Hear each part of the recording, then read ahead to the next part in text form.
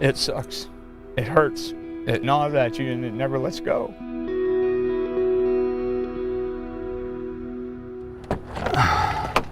My name is Russell Evans Carver, and I'm the father of Patrick Russell Carver, and that's my baby boy. And he shouldn't be in this, but he is.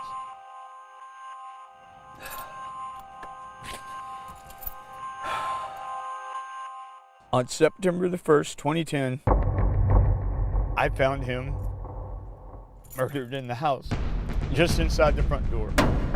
And I was devastated. Yeah, we gotta let him go now. Love you, Pat. The people you see here are the people that really mattered to him. On three, Pat. 1, 2, 3. Pat. The people you see right here, we cry for each other and open each other with arms. I mean, Patrick, I pray to him and I ask him, but I don't think we'll ever find out who killed Patrick. 6 years and nothing. Nobody knows anything. Nobody knows nothing. And it's heartbreaking is what it is. Patrick Carver, how old was he? 2 weeks shy of his 19th birthday. In fact, friends and family like to say forever 18. Very normal story growing up. Very good, happy American family. And then at some point, His life changed. His safety net, what he knew, his whole world changed. and that changed him. And that changed him. I'm Patrick's sister, Ann, and we're 5 years apart. We grew up in church and we went to private school. So we grew up with that really strong Christian foundation. I've seen plenty of changes in my brother. He had, the hair in his face and he pierced his ears. And he went into a different phase where he started listening to rap music. September 1st, 2010 was the day I won't ever forget. It's 6 years later, and all I have are more and more questions.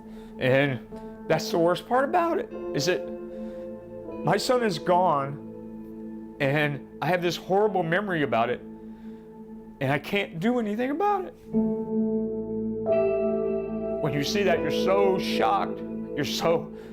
You can't believe it. You want it to be a dream, a nightmare, but it wasn't, it isn't, and it never will be. Who's assigned the case? That would be Sergeant Ryan Chandler. As it pertained to Sergeant Ryan Chandler, he was lazy, he was a liar. What he did is not right in any way, shape, or form. You don't do that to somebody's family.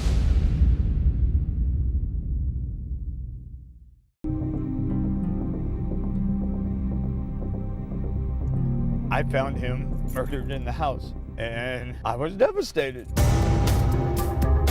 I know that is a day I won't ever forget.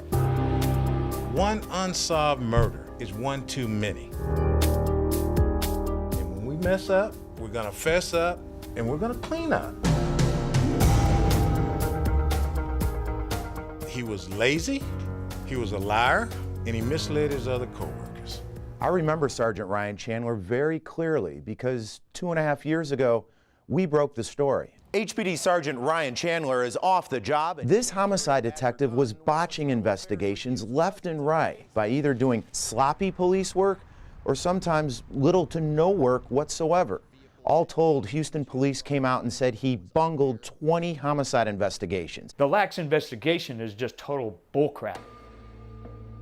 We were going through the living room and I almost tripped over a bag that was in the middle of the living room floor. That was the stuff that was in my closet. Somebody's looking for something, I don't know what. It should be really good evidence. There's gonna be fingerprints on a lot of stuff. All they had to do was drive back over there and get it. Never heard back from him, never heard back from him. There has to be one fingerprint there in that house. There had to have been. The first thing I seen, a big footprint. That's a lot of evidence right there. You should be able to tell what size it is, what type of shoe. Did they follow up on that footprint? I don't know, because Chandler never answered back my calls. The police chief called the sergeant lazy and a liar.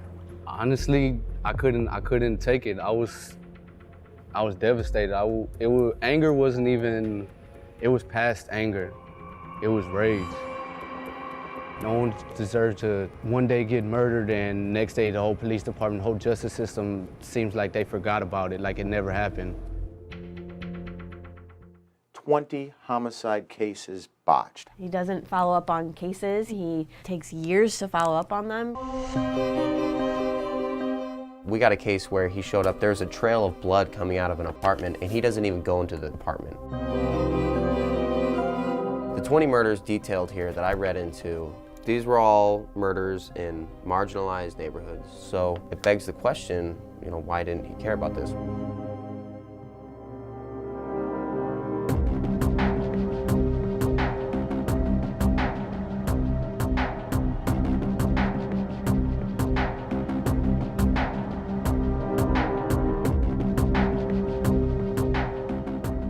You think that these people are there to protect and serve. Then you find out that, no, that's not what happened. This guy just didn't care.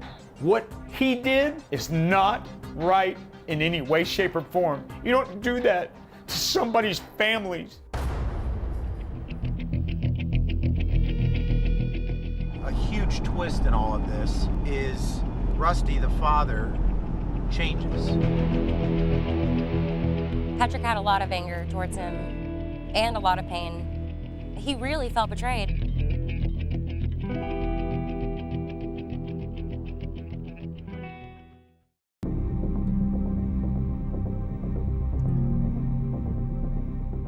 Why would somebody murder him? Why? 6 years later, we still have no justice. Everybody deserves closure on someone close to them, whoever it is.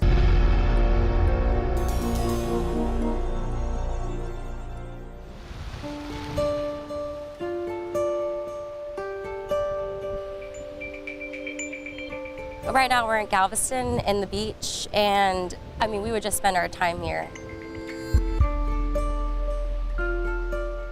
We were always joking. He was goofy, he was silly, he was sweet, he was everything.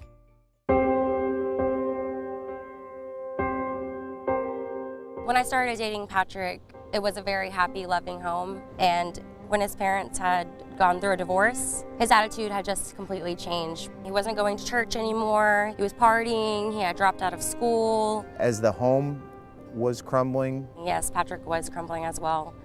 I think he needed that stability and he needed his dad, but his dad was having a hard time.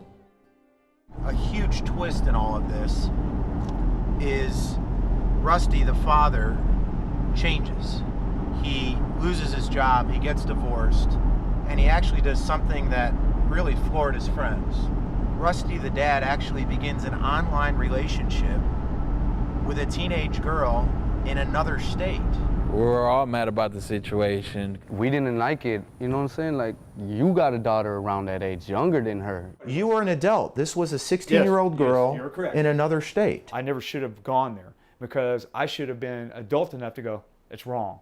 Was this the core of anger between you and your son? No, I don't see that, and I don't understand that because that was never indicated to me by him. Patrick had a lot of anger towards him and a lot of pain. He really felt betrayed. It hurt him so bad to see his dad not pay attention to him the way he was paying attention to this teenager. He just felt like he couldn't talk to his dad anymore, so there was always lash outs between them. I was there for 2 fights, and they were beating each other, and they had given each other black eyes. I did know that he was fronted some pills. I have no idea what could have happened to Patrick. I don't know. Yes, it's possible that it was a drug deal. The way Patrick was murdered and found leads a lot of people to believe, including me, that it was somebody he knew. There's no forced entry, no broken windows, no kicked door. Somebody had to know Pat was in there. To me, that looks like he was either opening the door for them and they were fixing to come in, or they were already there and he was fixing to walk them out. A new detective gets assigned to the case, and there's a total bombshell. I am the #1 suspect. There are no other suspect. Me. I'm it. I'm it.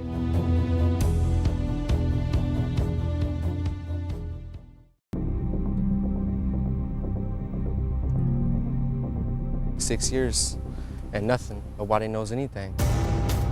All I have are more and more questions. The way Patrick was murdered and found leads a lot of people to believe that it was somebody he knew.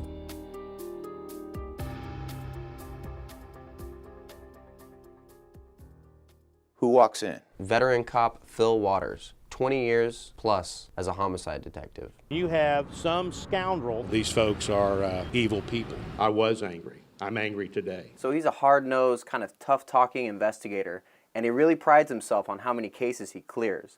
There's a bombshell, isn't there? A total bombshell.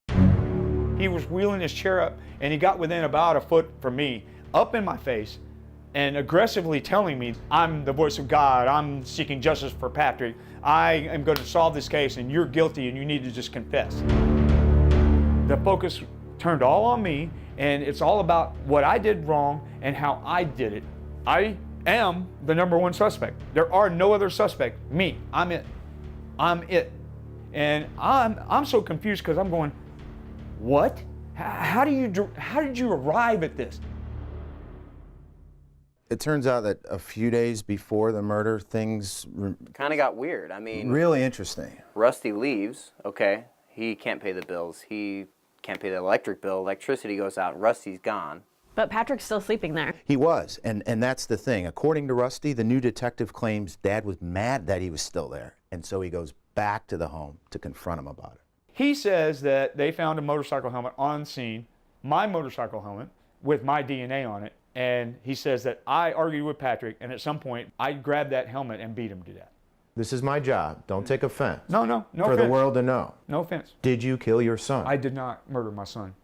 I did not murder my baby boy. I cannot understand why I'm the focus.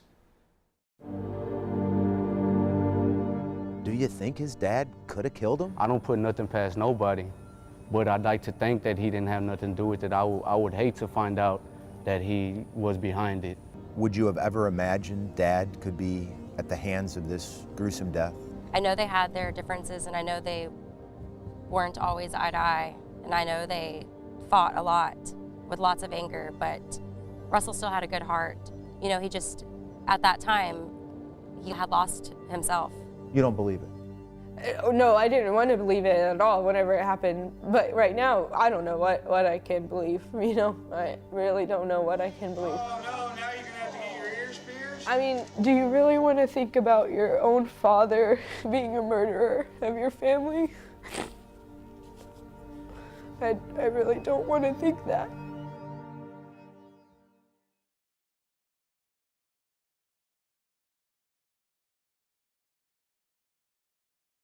So why is the case stalled?